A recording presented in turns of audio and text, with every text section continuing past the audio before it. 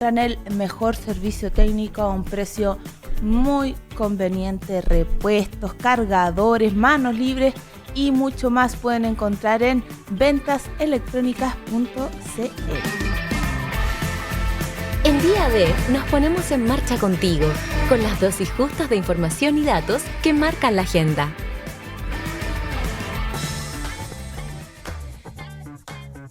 Presidente Boric confirma que solicitarán expulsión de extranjeros que agredieron a carabineros. En el caso particular registrando en Puerto Montt, el mandatario indicó que instruyó al subsecretario del Interior a aplicar el artículo 132 de la Ley de Migración.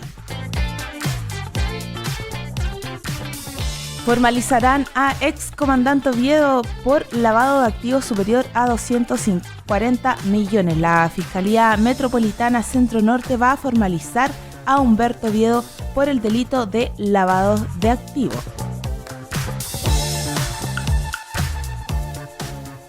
Y un barrio chileno fue elegido uno de los más cool del mundo. El histórico barrio Yungay en la comuna de Santiago fue elegido como el 9º barrio más atractivo del mundo en el 2022 en la lista anual que selecciona el portal turístico Time Out. Cernac publica alerta por modelo de robot de cocina Thermomix. El Servicio Nacional del Consumidor publicó esta alerta de seguridad relacionada al conocido robot de cocina Thermomix, en específico por el modelo TM6, uno del año 2009, el cual tiene riesgo de derrame incontrolado. Universidad Católica y la U afrontan clásico con plantel completo. La Federación de Fútbol de Chile decidió aceptar que Universidad Católica y Universidad de Chile modifiquen la planilla de jugadores para el encuentro en relación con el duelo suspendido el pasado 28 de septiembre en Valparaíso. Y nos vamos a ir con un poco de música y volvemos. Día de...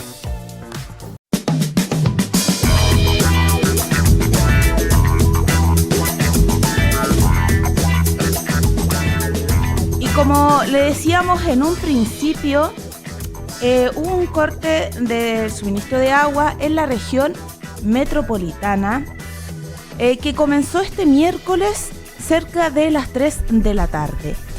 En 8 comunas de la región metropolitana, estas son Cerrillos, Cerro Navia, Estación Central, Lo Prado, Maipú, Pudahuel, Quinta Normal y Santiago. Recordemos que este corte fue informado días anteriores por Aguas Andina para que los afectados puedan juntar los litros de agua necesarios para poder hacer uso de esta, porque al final uno necesita agua para todo, así que esperemos que hayan juntado agüita. ¿Y cuándo? Se preguntarán cuándo vuelve el agua. Esta reposición del suministro se va a realizar a las 6 de la mañana de este jueves y ahí volverán a tener agüita los 290.000 hogares.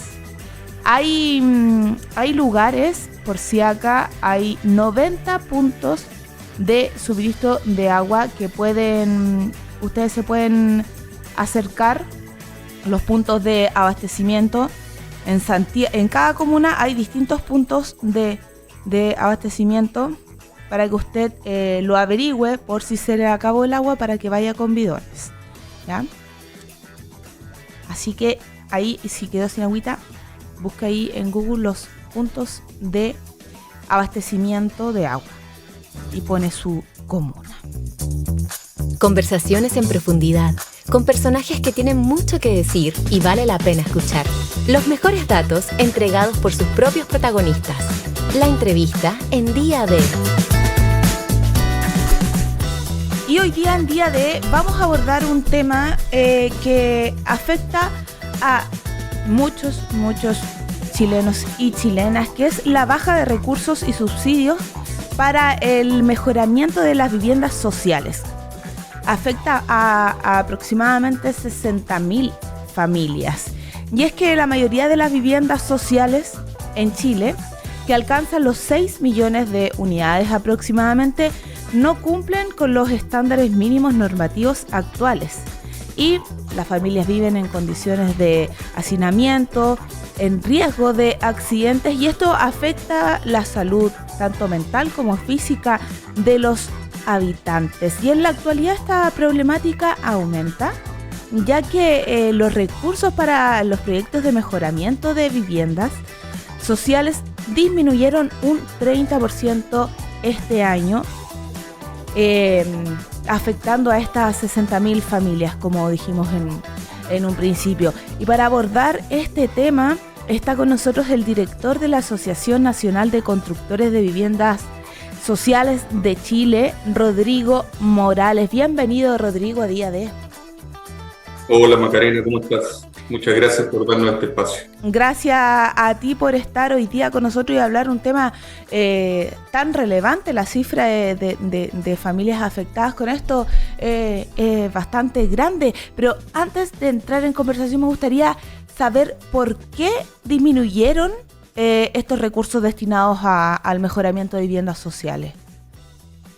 Mira, básicamente existe una política de gobierno hoy que está apuntada, que es el Plan de Emergencia Habitacional, donde apunta a la política de construcción de nuevas viviendas, lo cual es muy bueno, una buena noticia también para el área social.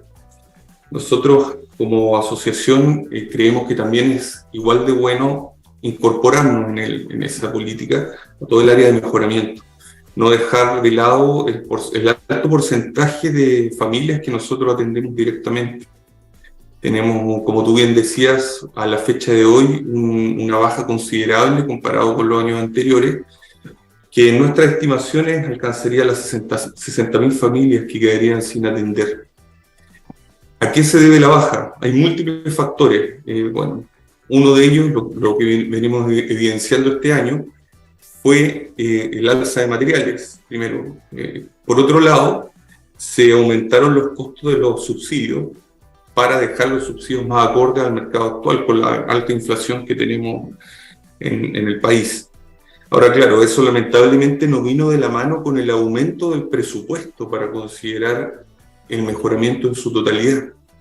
Y a eso es lo que nosotros estamos apuntando, estamos pidiendo al gobierno que aumente los recursos para mejoramientos para el año 2023, de manera de dejar a la par las familias, la cantidad de familias atendidas que históricamente se han ido acogiendo a este sistema de mejoramiento. Rodrigo, y no puedo dejar de preguntarte esto, pero ¿por qué las viviendas sociales están construidas con esas condiciones, con estándares tan bajos? Porque vemos familias hacinadas, gente que se les llueve la casa, que se le inunda por el desagüe del vecino, que escuchan todo de al lado. ¿Es una cuestión de recursos? ¿De recursos Mira, destinados a esto? ¿O es la elección de las empresas que quizás no se priorizan otras cosas? ¿A qué responde esto? Porque es una constante. Tenemos dos líneas que podría contestar tu pregunta. Primero, hay edificaciones que tienen más de 30 o 40 años, con normativas antiguas, que hay que mantenerlas con un refresh. Y ese refresh que va apuntado a nuevas normativas es uno de los puntos que tomamos como mejoramiento. Y el otro punto que también ha sonado, que no ha sido menor grado, hay algunas viviendas que no han quedado con buena ejecución. Hago notar el punto, sí, que no todo se debe a eso. El mejoramiento de vivienda no solo apunta a que la vivienda está mal hecha, arreglémosla, sino que también mejoremos su estándar en cuanto a las nuevas normativas vigentes. La normativa cambia cada 2-3 años en muchas de sus áreas. Tenemos, por ejemplo, normativas de eficiencia energética, se mejora a la gente el tema sanitario, que a veces por uso también va quedando obsoleto. La mejora de sacar el asbesto, por ejemplo, que es un material que a partir del año 2000 fue considerado cancerígeno. Anterior a eso se ocupaba asbesto en todo, tuberías, planchas, en muchos de los materiales traían el asbesto. Entonces, un tema es la actualización, este refresh normativo, y otro tema es el que planteabas tú, que tiene que ver con la forma de construir los proyectos. Normalmente proyectos más antiguos, de 30, 40 años, como te mencionaba, van quedando obsoletos en la normativa, y a la larga claramente produce la inhabitabilidad que tú mencionabas, porque de alguna forma hay materiales que tienen una edad, ¿cachai? Duran un tiempo. Por otro lado, cuando tú preguntas cuáles son las condiciones normativas con que Servio o el Ministerio pide hoy construir viviendas, las viviendas se ha mejorado bastante los estándares de solicitud en esa área. Yo te diría que se ha mejorado respecto a incorporar, como te decía, nuevas tecnologías, también incorporar una mayor cantidad de supervisión y de alguna forma aumentar metros cuadrados. Ese es el gran tema de la vivienda. Las viviendas han aumentado en metros cuadrados bastante. Ahora, claro, como los recursos son limitados, esas viviendas se entregan en lo que se conoce como una obra gruesa habitable. Es una vivienda que no está 100% terminada. Y es ahí donde estos recursos que coloca el Estado para el mejoramiento son fundamentales para la gente. Fundamentales porque desde ese punto ellos pueden completar su vivienda y sentir que están viviendo en un hogar.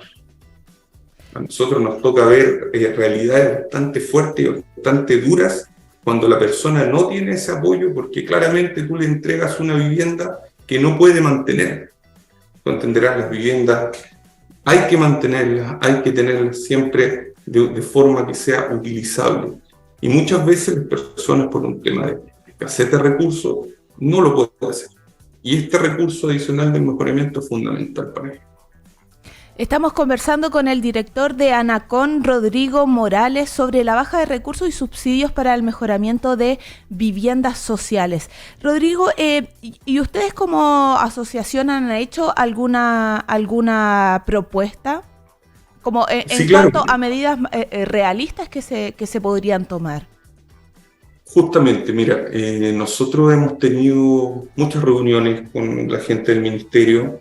Hemos tenido reuniones también con la Comisión de Vivienda para hacer, primero, visibilizar este tema. Lo importante es que la gente lo conozca, por eso es tan importante que el espacio que nos estás dando, que la gente sepa de qué se trata el tema de mejoramiento. Y eso nos produce a nosotros un primer desafío, como tú dices, es decir, ¿cómo hacemos que esto sea funcional? Existen múltiples formas de hacer que estos recursos lleguen. Hay decretos que no completan todo su presupuesto otorgado y se pueden hacer cambios de un decreto a otro, se pueden hacer llegar recursos extra, pero lo más importante para nosotros en este minuto, aparte de buscar la fórmula y poder tener mesas de negociación para también aportar la experiencia que tienen todas las empresas constructoras que están asociadas a nosotros, es hacer visible al gobierno que esta es una oportunidad de llegar directamente a miles de familias que lo necesitan y que están a la espera de este gran beneficio. Rodrigo, ¿y cuál ha sido la respuesta del Ministerio de Vivienda ante estas reuniones y esta propuesta que hacen ustedes? Mira, básicamente, como te decía en un comienzo, el gobierno tiene un plan trazado con el plan de emergencia apuntado netamente a la construcción, lo cual, como te digo, me parece excelente noticia para la gente que requiere de una vivienda y se encuentra en campamento o se encuentra a la espera de su vivienda propia. Estamos justamente tratando de hacer ver al gobierno que también parte de ese plan debiese ser el tema de mejoramiento, lo cualitativo, que es la calidad de la vivienda. La respuesta esperamos que a largo plazo, o más que nada de aquí a que ya se proyecte el presupuesto para el otro año, sea positiva, porque queremos entender que el gobierno sabe lo que estamos haciendo, sabe a quiénes llegamos y sabe a quién va dirigido este programa. Que las personas que dirigen este programa están directamente asociadas a gente de muy escasos recursos, que básicamente a veces la posibilidad de vivir dignamente está afectada directamente. Eso por un lado. Por otro lado, también hay un campo laboral que tiene que ver con todas las empresas que trabajamos en esta área, que impulsan un poco la economía del Estado, porque somos varias empresas, medianas, pequeñas empresas, pero que contratamos y tenemos mucho movimiento de mano de obra que se especializó en esto. Entonces, si tú ves es un círculo virtuoso que se puede hacer andar fácilmente, porque llegamos al estrato más bajo que tiene más problemas y por otro lado generamos un movimiento económico rápido, lo que puede ayudar de alguna forma también a la activación económica que tanto necesita el país. Rodrigo, de acuerdo al catastro de campamentos del 2021 de Techo Chile y la Fundación Vivienda, actualmente hay más de 81.000 viviendas, de 81.000 familias, viviendo en campamentos a nivel nacional. Y esta es la cifra más alta de 1996. Y en el 2011 había cerca de 27.000 familias en campamento, después fue aumentando. Y en el 2019 llegaron a ser 47.000 familias, de acuerdo al catastro del Ministerio de Vivienda y Urbanismo. Por ustedes, como asociación, ¿qué visión tienen de esta realidad? ¿Cómo creen que se podría mejorar esta situación? Porque es bastante preocupante y también tiene relación con esto que estamos hablando de la baja de recursos. Son gente que finalmente está esperando por una vivienda propia de hace mucho tiempo. Justamente, por eso creemos que el plan de emergencia habitacional apunta directamente a ir solucionando esto y nos parece muy bueno porque estos números necesitan meter una urgencia, la urgencia que es el Estado. Claramente ha crecido mucho el índice de personas en campamento. Hay múltiples factores de eso. Hay mucha llegada de gente extranjera también. Hay mucho chileno también que está en campamento y que requiere su vivienda digna. Muchas personas que tienen ese sueño de vivir en una casa digna. Eso por un lado, que creemos que el plan es adecuado, el plan de emergencia que está tomando el gobierno. Es una meta ambiciosa que yo creo que todos los sectores tenemos que ayudar a que se cumpla, porque es una meta ambiciosa, pero que soluciona un gran problema. Pero por otro lado, Macarena, está el tema de no dejar que las viviendas que ya están construidas se transformen en una vivienda inhabitable. Entonces, ahí creemos ahí queremos poner nosotros esa firma en ese tema, porque por un lado tú puedes estar construyendo vivienda, pero si dejas de mantener y mejorar el parque de vivienda que ya tienes, a la larga esa vivienda se te transforma en una vivienda inhabitable y por lo tanto vuelves a caer en ese círculo que en este caso es un círculo vicioso y no terminaríamos nunca de tener a todas las personas o a la mayor cantidad de personas con su vivienda como todo chileno espera. Estamos conversando con el director de ANACON, Rodrigo Morales, sobre la baja de recursos y subsidio del mejoramiento de viviendas sociales. Rodrigo, y para ir cerrando, me gustaría hacerte una consulta. ¿Quién es el que decide o a qué responde los lugares donde se construyen estas viviendas sociales? Porque ahora, como tú decías, los estándares han cambiado y la normativa ha cambiado. Y se puede construir edificios súper bonitos, pero en lugares que quedan totalmente a la periferia, que no hay áreas verdes cerca, que no hay juegos, que no hay transporte público. ¿Debería estar también esto considerado a la hora de construir viviendas sociales? Mira, uno de los grandes desafíos, Macarena, justamente es encontrar terrenos para hacer las viviendas hoy en día. Que, claro, todos nos gustaría vivir cerca de un metro, cerca de un acceso a locomoción, cerca de nuestro trabajo. Y lamentablemente, mientras más crece el país, nos vamos alejando más de las áreas de los centros urbanos.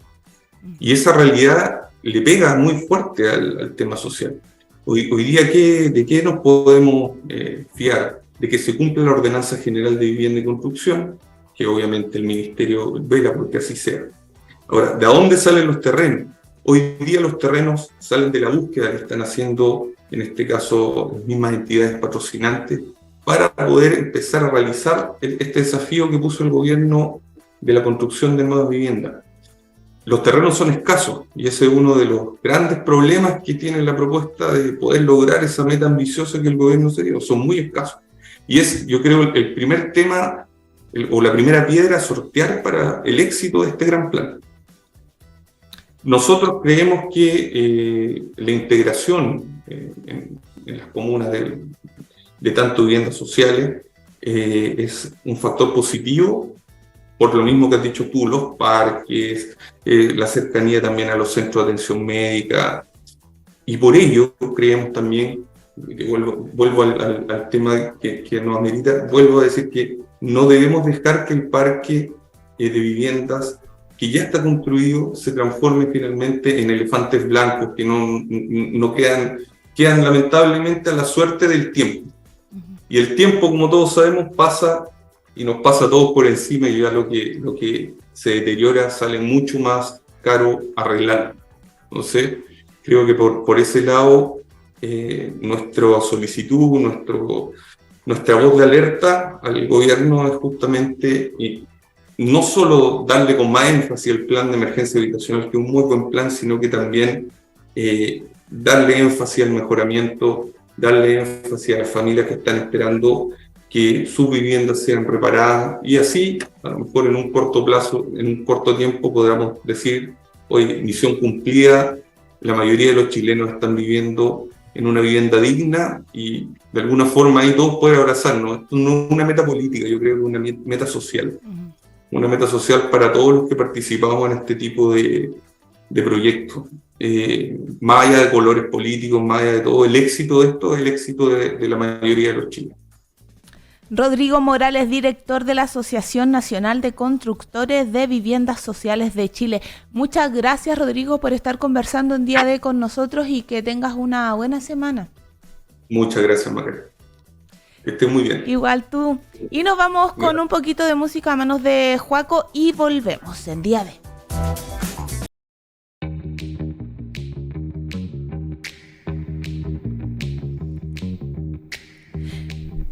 ¿Sabía que hay 6 maneras naturales de quitar el mal olor del refrigerador?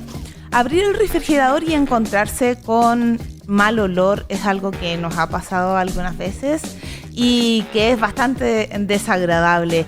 Y no muchas veces logramos identificar de dónde viene ese olor. Así que ahora vamos a decir un par de cositas que pueden servir para esto. Primero, el carbón vegetal, que puede ser muy útil porque tiene mayor capacidad de absorber los malos olores. Y esto debes colocar un trozo de carbón en una taza pequeña y ponerlo dentro del refrigerador. Lo otro son los granos de café, que solo tienes que poner un vasito con grano de café o café molido, y los olores en los días se van a neutralizar. Otra opción es poner vinagre blanco. Lo pones en una taza y lo dejas unos días dentro del refrigerador. Esto también lo puedes mezclar con agua y usarlo también para limpiar el refri. Y avena. Esto también absorberá el olor naranja. Puedes colocar una naranja partida por la mitad. Y también puede ser limón, porque los cítricos neutralizan y eliminan los malos olores. Y también, por último, la vainilla. Solo tienes que empapar una bolita de algodón con la esencia de vainilla y colocarlo en el refrigerador. Así que si usted tiene mal olor en su refri, estos datos le pueden ser muy útiles. Y si a usted se le echó a perder el refrigerador, en este caso por los malos olores, no, refri no sé si arreglan, así que no voy a hacer promoción falsa. No, pero si usted se le echó a perder el celular, ahí sí, porque puede ingresar a ventaselectronicas.cl y encontrar el mejor servicio técnico a un precio muy conveniente. Además, encuentra repuestos, cargadores, manos libres y mucho más en ventaselectronicas.cl.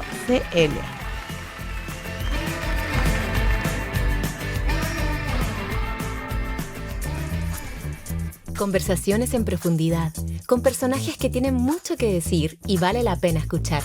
Los mejores datos entregados por sus propios protagonistas. La entrevista en Día D.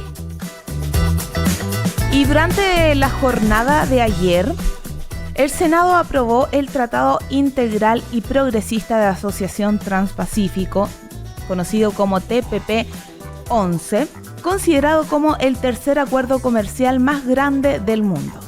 Esto se aprobó con 27 votos a favor, 10 en contra y una abstención. De esta manera, el Senado ratificó tras 4 años de trámite al proyecto que incluye a 11 naciones y que califica a Chile como potencial miembro. El paso siguiente para este proyecto es el depósito final, acción que deberá realizar el presidente de la República, Gabriel Boric. Pero, ¿qué es? ¿Quiénes participan? ¿Por qué algunos están en contra? ¿Por qué algunos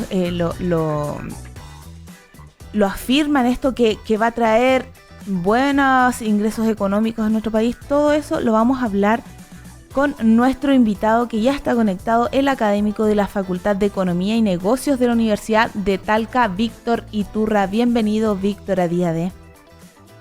Muchas gracias Macarena, gusto estar acá, gracias por invitar. Gracias a usted. Partamos primero para dar contexto y tener una base para esta conversación y que todos quienes nos estén escuchando entiendan y entendamos, también me incluye, de qué se trata este tratado que ha causado tanta polémica. ¿Qué es entonces el TPP-11 y qué son las famosas side letters?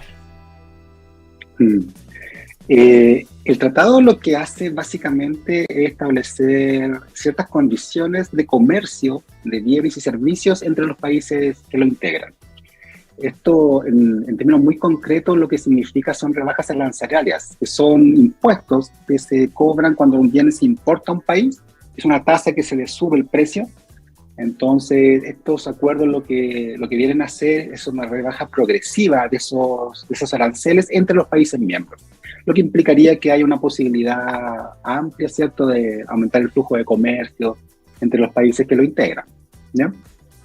Y en ese contexto, claro, por lo que uno se entera, ¿cierto?, de esta discusión, las side letters aparecen como una forma de negociar bilateralmente con cada uno de los países miembros de este tratado condiciones particulares en relación, en este caso específico, con la resolución de controversias, que es un tema que ha generado problemas, controversias, y lo que está haciendo el gobierno, de acuerdo a lo que uno escucha, es que está estableciendo estas side letters, que son estas cartas laterales que lo que permiten es negociar con cada uno de los países las condiciones particulares para resolver conflictos o controversias cuando esta existe. ¿Y cuál sería la postura del gobierno? Porque al parecer ha sido un poco difusa. ¿Podría, en el caso de que el Ejecutivo aprobara esto, podría tener un costo político, en el caso de rechazar esto, ¿podría tener un costo político muy grande? Eso escapa un poco de mi dominio, el tema de las consecuencias políticas que esto pueda tener. Lo que sí yo podría decir es que las consecuencias económicas o el beneficio potencial económico que tendría un tratado con estas características eventualmente podría generar beneficios a la economía chilena, como es lo que muestra la literatura al final del día. O sea, esto no es algo nuevo. Las investigaciones muestran que la apertura comercial genera beneficios en el largo plazo para las economías. De hecho, quienes defienden este tratado resaltan que generará ingresos anuales para Chile de 1.200 millones de dólares. ¿Es tan así esto? Claro, lo que pasa es que todo esto está en un escenario, estas evaluaciones son escenarios que se plantean futuros bajo ciertas condiciones. Eso es importante tenerlo en cuenta. O sea, lo que hacen los economistas o los investigadores es decir, yo voy a asumir un cierto escenario particular, bajo ese escenario se aprueba esto, y lo que debería pasar bajo estas condiciones es que, por ejemplo, se incrementara el Producto Interno Bruto, debido al mayor número de exportaciones que Chile tendría a esos lugares o a esos países, y eso eventualmente valorado en dólares podría tener estos beneficios. Obviamente son estimaciones, pero lo que sí es cierto, es más allá si la cifra puede ser o no precisa, o podría haber una variación respecto a esa cifra, insisto que, no sé, uno puede encontrar fácilmente 6 o 7 artículos científicos que evalúan este tema para los países integrantes, y todos ellos pronostican un incremento, por ejemplo, del nivel de actividad económica de la economía integrante, lo que se traduciría, ¿cierto?, en estos beneficios que usted señala. Y viéndolo desde el otro lado, desde la perspectiva de los detractores de este tratado, dicen que esto atenta contra la soberanía económica de cada país. ¿Es así? Lo que pasa es que, bueno, yo creo que quizás ahí podemos entrar en el terreno de las opiniones, pero lo que sí es, o sea, los tratados de libre comercio, los tratados bilaterales, establecen condiciones particulares para la resolución de controversias. Eso siempre va a estar así.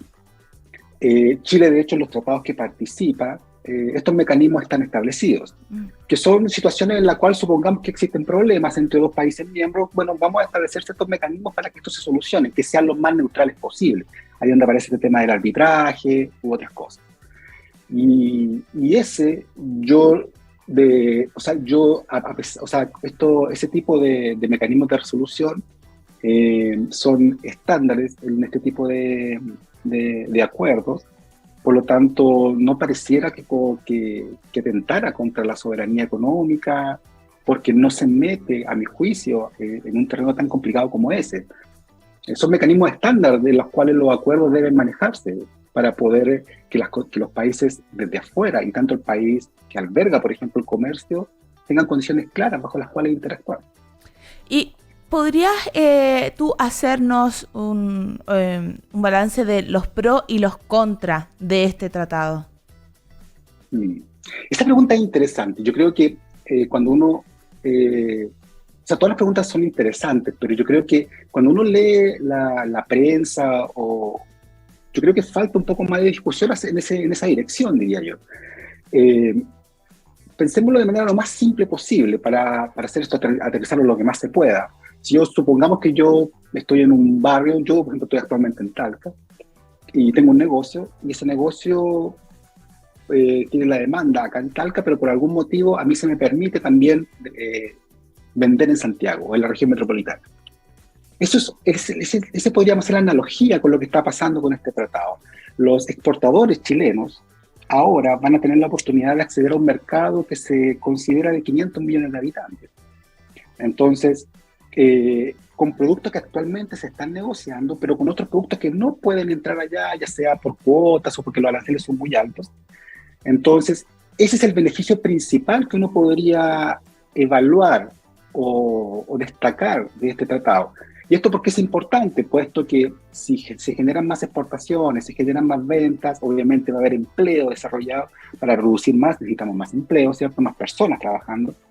Y eso con los encadenamientos productivos. O sea, supongamos que yo tengo una fábrica que vende peras en almíbar.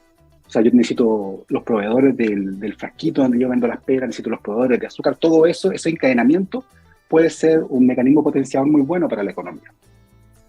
Ahora, un tema que es interesante, yo creo, destacar también es que obviamente estas rebajas arancelarias son bidireccionales. O sea, por un lado los países que están en este acuerdo, ya sea por ejemplo Australia, Canadá, Vietnam, van a bajar progresivamente sus aranceles, pero Chile también tiene que hacerlo.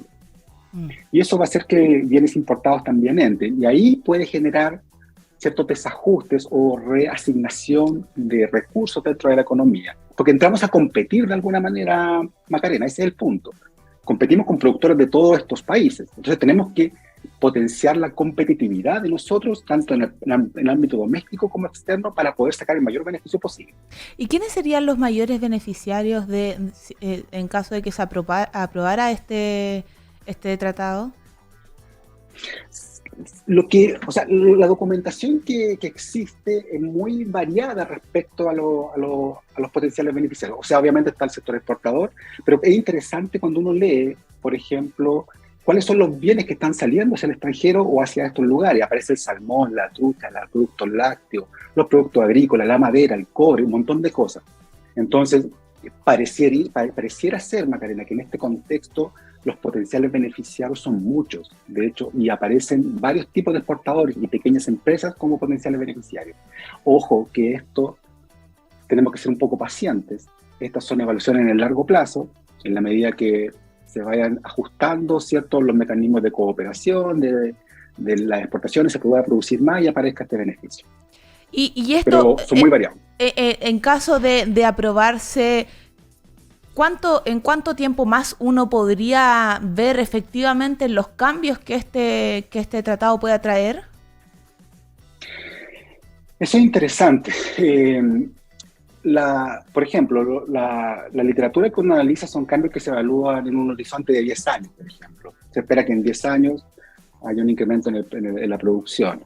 Pero uno esperaría, yo aquí haciéndome cargo de mi opinión, yo esperaría que si el acuerdo empieza a producirse, si hay y con la experiencia que tiene Chile ya exportando a estos países, yo esperaría que en 3 o 4 años fácilmente se pueda ver un cambio importante, debería existir, de consolidación y expansión.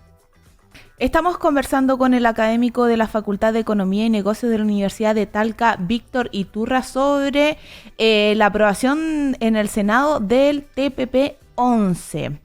Víctor, y este tratado, en caso de que se rechace por el Ejecutivo, ¿podría tener algunas consecuencias con estos países que integran este tratado, consecuencias económicas? ¿O pasaría sin pena ni gloria algo solamente que no se aprobó? Yo creo que aquí nos movemos en el escenario del costo de oportunidad que estamos enfrentando, o sea, aquello que pudimos haber ganado y no ganaríamos. O sea, Chile actualmente, con varios de estos países, ya tiene ciertos acuerdos, pero no tan profundos como lo establecería este tratado en términos de rebaja arancelaria, de acceso a productos. Por lo tanto, lo que pasaría en términos económicos, básicamente, es que lo que pudimos haber ganado no lo vamos a ganar en términos de aumento de producción. Uh-huh. Y tú mencionas harto que es una oportunidad, ¿cierto? Y que pueden ser muchos los beneficiarios, pero ¿por qué hay tantos detractores de esto? ¿Por qué la frase no al TPP-11 se ha marcado con tanta fuerza? De hecho, el presidente en su momento aprobó el rechazo a este tratado. Sí, yo creo que muchas de las, quizás parte de los detractores van en una dimensión distinta a la económica. Desde la economía, que es mi área, como decía yo, la literatura es contundente en mostrar que el comercio es beneficioso más allá de la autarquía, del cerrarse al comercio internacional. Entonces, evidentemente todo es opinable y uno puede tener posturas frente a, no sé, a la matriz productiva de Chile en el largo plazo y la forma como Chile conduzca su economía. Y yo creo que los detractores o la controversia que ha generado esto tiene que ver con ciertas posiciones que van más allá de lo que la economía o la literatura económica ha mostrado. Entonces ahí se mueve en otro ámbito. Víctor Iturra, académico de la Facultad de Economía y Negocios de la Universidad de Talca. Muchas gracias, Víctor, por estar conversando con nosotros y por ser también tan claro en esto que muchas veces cuesta comprender y se escapa de nuestra área, sobre todo cuando hablamos de lo económico. No, al contrario, muchas gracias por la invitación. Yo encantado de poder hacer un esfuerzo lo que mejor puedo para poder aterrizar los conceptos, porque tú tienes toda la razón. De hecho, a veces parece todo muy ambiguo y en realidad las cosas son mucho más simples que lo que uno cree en realidad. Muchas gracias, Víctor, y que tengas bonita semana. Igualmente, que estés muy bien, adiós. Y hemos llegado al final del día pero no queremos irnos antes de decirles que si usted tiene algún problema con su celular, con su notebook, en ventaselectronicas.cl pueden encontrar el mejor servicio técnico a un precio muy, muy conveniente. Repuestos, cargadores, manos libres y mucho más lo encuentran ingresando a ventaselectronicas.cl. Y esta semana ha habido programaciones especiales, ¿o no, Joaco, en esta radio? Toda esta semana, Maca. Toda esta semana, porque acá están en Santiago en llamas. Sí, en un ratito más también nos conectamos por la radio. Así es, así que para que no se vayan de la sintonía. Que estén muy bien y nos vemos mañana de 6 a 7 p.m. por Radio Inicia. Que estén muy bien, chau. Un lugar y un sonido que nos junta cada tarde, donde lo único que tienes que hacer es escuchar. Esto fue Día D, una mirada fresca a lo actual. Nos encontramos mañana de 6 a 7 p.m. por Inicia Radio FM e iniciaradio.cl.